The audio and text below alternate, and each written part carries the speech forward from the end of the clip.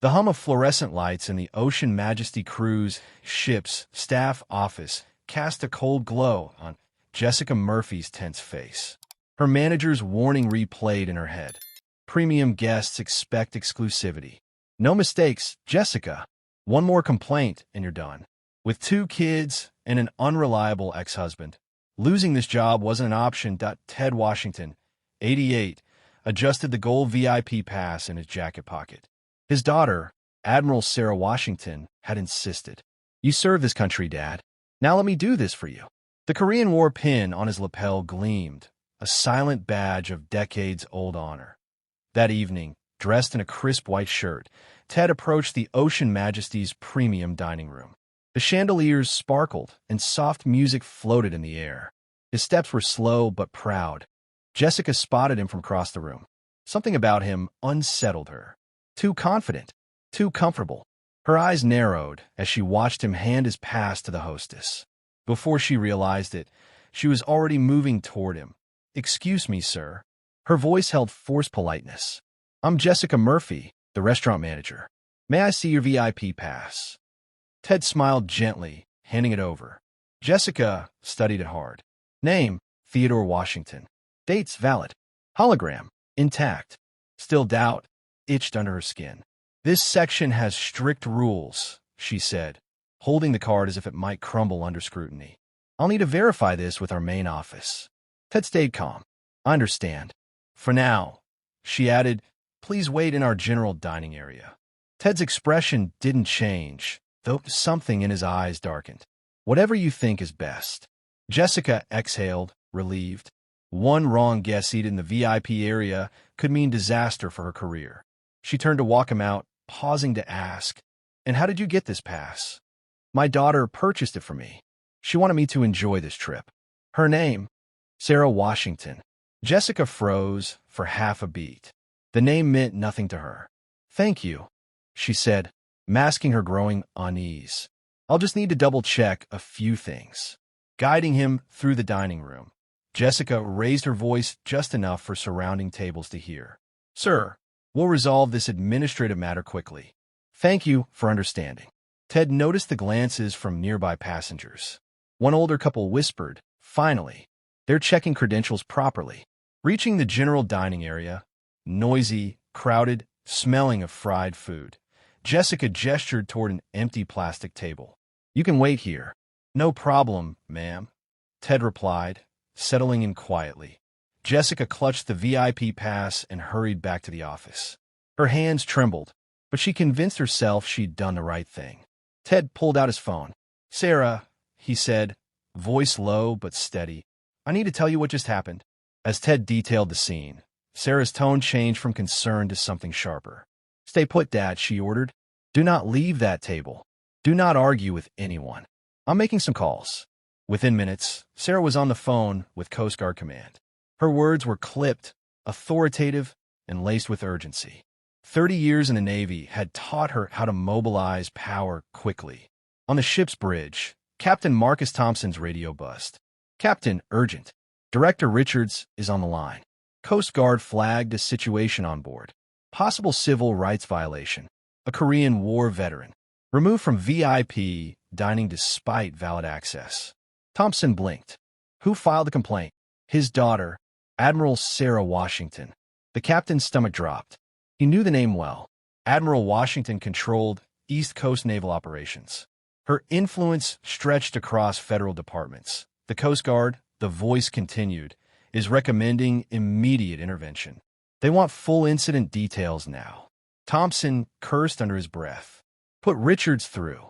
Back in the dining room, Jessica stood by the hostess podium, still gripping Ted's VIP pass. A colleague approached. Hey, did you hear? Something's going on. The bridge called down, urgent internal inquiry. Jessica's heart jumped. What? The colleague shrugged. No idea. But it's about a passenger. Big deal, apparently. Her mind raced. Could it be related to her? No, impossible. She'd followed protocol. Down in the general dining area, Ted remained seated, ignoring curious glances from other passengers. His phone vibrated again. This time, Sarah's voice was even more forceful. Dad, listen carefully. The Coast Guard is escalating this. They're contacting the cruise line's executive board. This won't stay quiet. Jessica glanced up just in time to see two ship security officers walking briskly toward her. Her pulse spiked. One officer spoke quietly, urgently. "Ms. Murphy, the captain wants to see you." Now, her breath caught in her throat. "Why? What's going on?" "Just come with us." As she followed them toward the service elevators, her mind whirled. The VIP pass still burned in her palm like evidence. Somewhere above her, the captain lifted the receiver for a secure line to headquarters. And below, Ted Washington remained seated, quietly waiting for the next battle. Captain Marcus Thompson's voice was sharp over the intercom. "Officer Collins, bring Ms. Murphy to my cabin immediately. Also, locate Mr. Theodore Washington." Jessica Murphy stood outside the captain's door, her heart racing. The moment she entered, she sensed her career was crumbling. "The passenger you removed," Thompson began, "is Theodore Washington, Korean War veteran, Bronze Star recipient. His VIP pass was completely valid." Jessica's stomach dropped. I didn't know. You should have verified before humiliating him," Thompson continued. "His daughter is Admiral Sarah Washington of the U.S. Navy. She's contacted the Coast Guard and Veterans Affairs. This is now a federal civil rights matter. We're diverting to Charleston." Jessica's knees weakened. "The whole ship?" "Yes. A full investigation is underway." "I was just protecting the dining standards," she whispered. "Intentions don't matter," the captain said coldly. "You're suspended immediately. Security will escort you to your cabin." Two officers appeared. As Jessica walked toward her room, she spotted Ted Washington sitting quietly in the general dining area, waiting patiently. Swallowing hard, she approached him. "Mr. Washington," she said, voice trembling, "I just learned who you are, what you've done for this country." Ted's gaze remained steady. "My daughter's title isn't the issue," he said softly.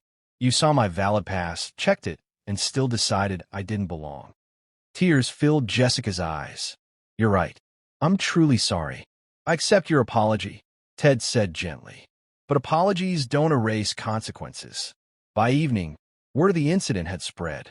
Passengers whispered. Some who had earlier agreed with Jessica now looked away, embarrassed.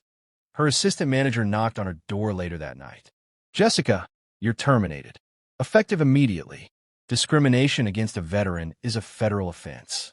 Jessica packed in silence. Meanwhile, Captain Thompson personally invited Ted to dine at the captain's table that night. When Ted entered the premium dining room, passengers stood and applauded. Some apologized for staying silent earlier. Ted accepted their words politely, but deep down, he knew this sudden respect only came after Sarah's intervention. Without her rank, would anyone have cared? At sunrise, the Ocean Majesty docked in Charleston. On the pier stood Coast Guard officials, cruise line executives, and reporters. Captain Thompson personally escorted Ted down the gangplank. "Mr. Washington, I apologize. This should never have happened." Ted shook his hand firmly. "Thank you, Captain. Just make sure it doesn't happen to the next person." A Coast Guard lieutenant stepped forward. "Sir, we're opening a federal investigation. This is now on record." Before Ted could respond, a black sedan arrived. Admiral Sarah Washington stepped out, her uniform crisp, medals shining. She walked directly to her father, embracing him. "Dad, are you okay?" "I'm fine, sweetie. Just tired." Sarah turned to the officials, her voice clear and firm. "This happened because your staff made wrong assumptions. My father is a Bronze Star recipient, but even if he weren't, he deserved respect." The Coast Guard officer nodded. "We'll ensure full accountability, Admiral." As Sarah led her father to the car, Ted paused, looking back at the ship. "Do you think this will change anything?" Sarah squeezed his arm. "Change takes time, Dad. But today, a lot of people saw what happens when there are consequences." Ted smiled faintly. "Consequences," he echoed. Back home, Ted opened the morning paper. The headline read, "Cruise line settles federal discrimination case after veterans mistreatment." His mailbox filled with letters from other veterans and strangers. Some thanked him for speaking out. Others shared their own stories. One letter stood out.